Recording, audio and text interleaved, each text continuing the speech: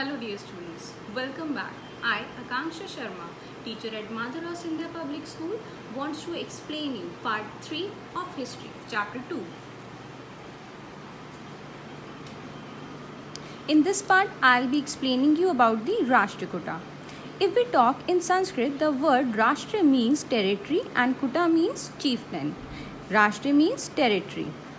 The Rashtrakuta were chieftains in central India before they assumed the position of an independent ruling dynasty in the Deccan. Now here is the thing which I'll be explaining you, that is the Rashtrakuta were the chieftains in the central India. They were not at all in the position of an independent ruling dynasty in the Deccan. Then too they were holding this kind of title. The Rashtrakuta rulers were good, administrative and great warriors. They were the good administrators and the great warriors as well. They were always in the front in the battlefield. Their indomitable armies overran the territories. Their indomitable means no one can make them defeat. Their army was so strong and powerful. The Rashtrakutas built several capitals as their empire flourished. As the Rashtrakutas built several capitals means they have captured many territories and they have made very many capitals. This line explains us this only. The royal capital was made at Malkhand or Manyakheta in Gulbarga district in Karnataka. The Rashtrakuta rule in the Deccan lasted for almost 200 years till the end of 10th century. Now, you people can imagine that the people have ruled almost till 200 years. Now I'll talk about the rock-cut cave temples of Ellora and Elephanta in modern day Maharashtra are the legacy of the Rashtrakuta rulers. Means they were the only one who has given us these monuments. The Chahmanas or the Chauhans. The Chauhans originally came from Amber in Rajasthan. The Chauhans, they belongs to Rajasthan. Between the 8th and 9th century CE, the Chauhans were vassals of the Parathiharas. Now, what is the meaning of vassals? Vassals means the people who are having the big and huge lands under their control. They broke free from them in the 11th century. Means they were free from their rule in the 11th century. By the 12th century CE, the Chauhans dominated and conquered Delhi, Ajmer and Ranthambore. The Chauhans attained glory under Prithviraj Chauhan.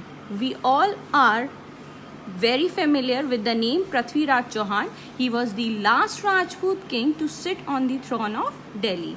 His kingdom included parts of Rajasthan, Haryana, parts of Uttar Pradesh and Punjab. This shows that how much brave he was, that he has taken the huge areas under his control. Sultan Muhammad of Ghori invaded Punjab through the Khyber Pass in 1191 CE. Now, Prithviraj's huge army rushed to defend the frontier and the two armies met at Tehran. Now, this was the thing which had given the way and after this only the fights or the battles were begin. Prithviraj gave a crushing defeat on Muhammad Ghori in what is known as the First Battle of Tehran. That is why after that Prithviraj Chauhan, he was also very much sure about that he is going to give him the defeat in the Battle of Tehran.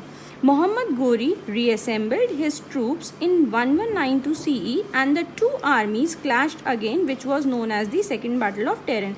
This line or this statement shows that none of them were weak from each another. So they were ready to give that tough competition to each other and they were ready to have a battle with each other, and that is why they have not stopped till Battle of Tehran first, but they have gone to the Second Battle of Tehran as well. And what happened after that? The people have achieved a glory which has given the rise to a new kingdom, or we can say the people were the very powerful one at that time. Muhammad Ghori, he was was having a kind of attraction towards the wealth of India. So anyhow he was willing to capture the India, and he was ready to go to any extent to capture, and that is why he has given the tough competition to Prithviraj, and that is why the people were having the great fight with each other. Thank you students, this was all about this part.